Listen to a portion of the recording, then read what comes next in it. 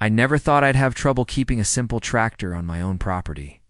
I live just outside a suburban neighborhood, on land that's been in my family for 3 generations.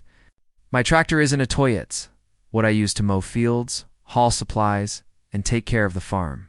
But of course, the local HOA had other ideas, especially their self-appointed queen, who everyone around here calls Karen. One afternoon, I walked outside to find my tractor was gone. At first I thought it had been stolen, but then I spotted a bright orange notice taped to my barn. It claimed my tractor was an unauthorized vehicle and had been impounded for ruining the neighborhood's aesthetic. I was furious.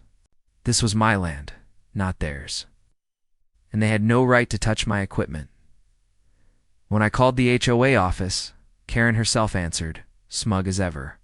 "If you want it back," she said, "you'll need to pay a fine and agree never to park it in sight again." My jaw nearly hit the floor. She had no authority over me. She acted like she owned the county. That's when my son, who has a background in mechanical engineering, hatched a plan. "If she wants to play games," he said with a grin, "let's give her a taste of farm life." Later that week, Karen strutted around the neighborhood in her shiny luxury SUV, bragging about how she'd cleaned up the community.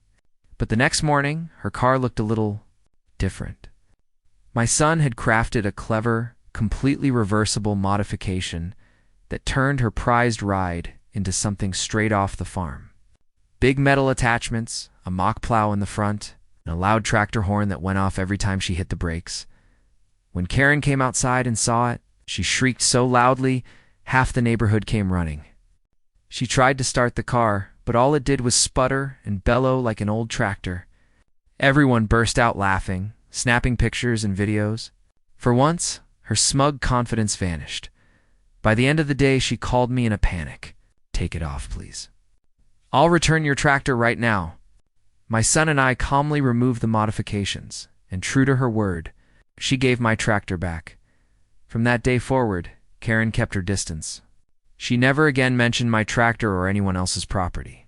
And the neighborhood learned a valuable lesson.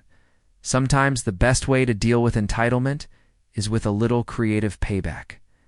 Asterisk, this story is just the beginning. There is so much more ahead. Subscribe to the channel to join me on this journey.